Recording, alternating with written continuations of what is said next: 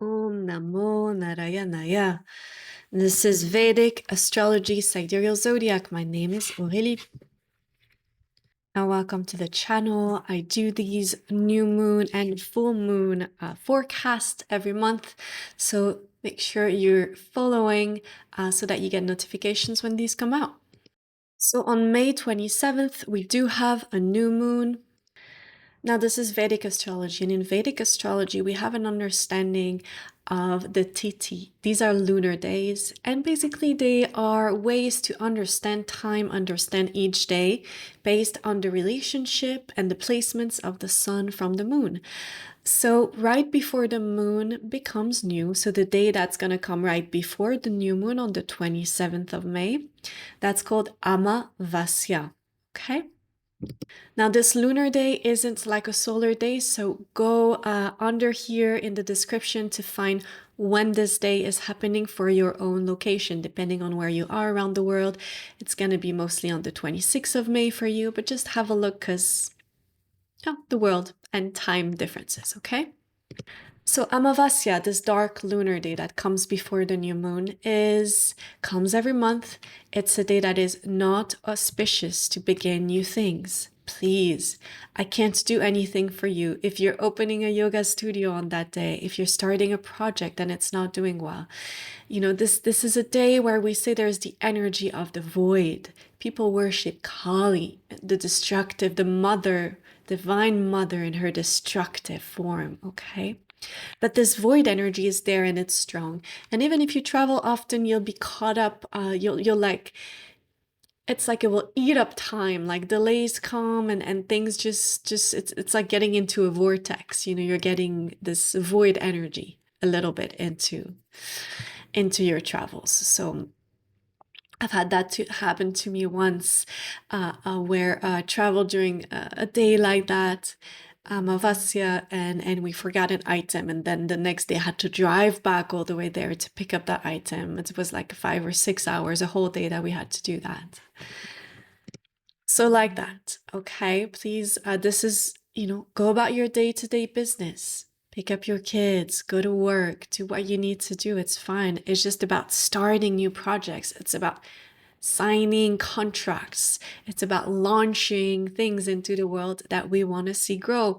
In order for things to grow, we need to not be on Amavasya. We don't want that void energy, okay? Now, this is a great day though. Meditation in Vedic tradition, that is the day of the month where we honor our ancestors, the lineage that have come before us. There's a connection on that day that's really special. So if you have photos of loved ones that have gone, you can do an incense, okay? Bring in a little bit of that energy into your life. Now, it's a great remedy if you have a lot of anxiety or you're having issues with Rahu. This is a good Tithi lunar day to fast. And again, you will have to go look below for the correct timing, but it's a good time to do a fast, okay? Now, this dark moon and new moon is taking place in, again, I'm talking Sidereal Vedic Zodiac, so Sidereal Taurus. Now, the lunar nakshatra where it's taking place is quite inauspicious for mundane purposes. So which means that just increase war, increase drama, increase all of that. There's going to be a little bit of a darkness around that, okay? And it's significant to pay attention to because whatever is going to happen during that dark moon in Rohini is very significant for the years of 2030, 2031, and the years to come in 5, 6, 7 years, okay? Because Rohini is very important for the world stage. So just a side note. All right, now let's get back to our little lives and no matter what goes on in this crazy world with all the wars and everything, we have to, keep going and show up for work. There's clients, there's appointments, there's, taking care of your health, taking care of your kids. Things are happening, things are unfolding, okay? So let's talk about Taurus for you, for me, for everyone around us, okay? Now, Taurus is the natural second sign of the zodiac, and that second house will show your speech, it will show your stored wealth, it will show the nourishment, what sustains you physically, and the nourishment you're taking in.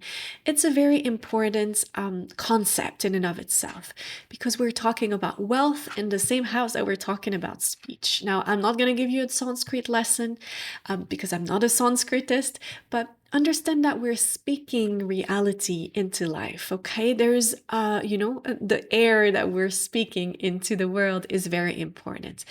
So during this, as we come closer to this dark moon, new moon, this is a great time to review how you're speaking to yourself about your ability to make money, to keep money, to hold the nourishment, the nurturing, the things in your life, okay?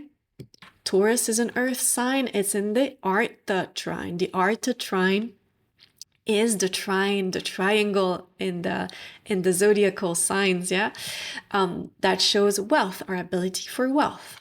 There is work, the 10th sign of the zodiac. There is the 6th sign of the zodiac. Here's the second, right? That's a trine. So the Artha trine. So what's your narrative inside of your mind about wealth, about money? And, do some affirmations. Money and wealth is like a river, it flows, and my pot is ready to receive. I am ready to receive.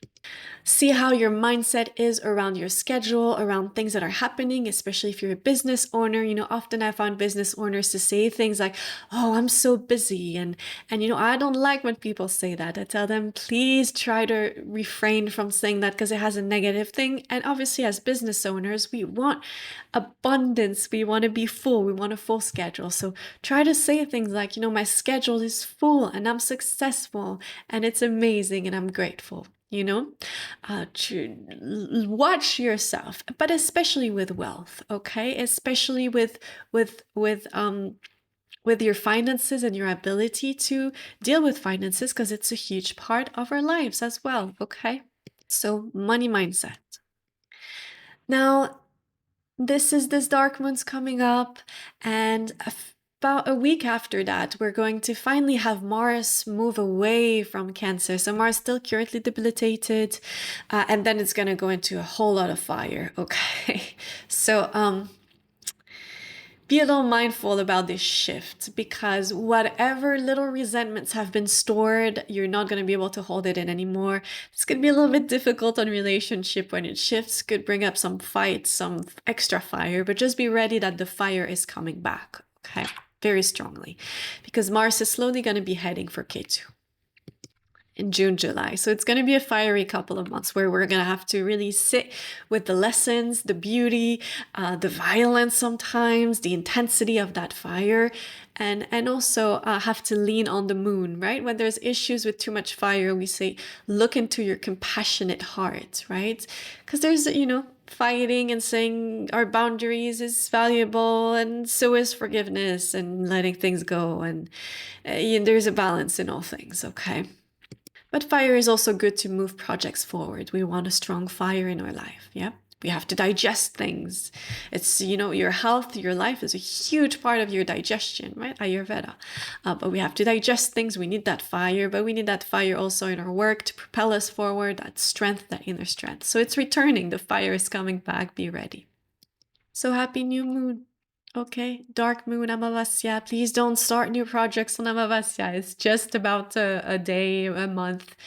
Please don't refrain. Wait a few days after, a few days before,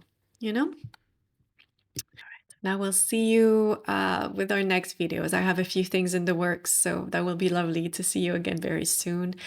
I will be launching them, not on Amavasya. So I'll see you next week with a few more videos. Have a good weekend. Be happy, be joyful. It's springtime, okay? One little thing for especially spiritual practitioner that I always tell people, this time of spring when we have the night is getting very short here in this side of the world, and it can be difficult a little bit for spiritual people that are more tendency to be drawn in. So just do your best to stay balanced and take, empty time, take void time, take Amavasya time for yourself.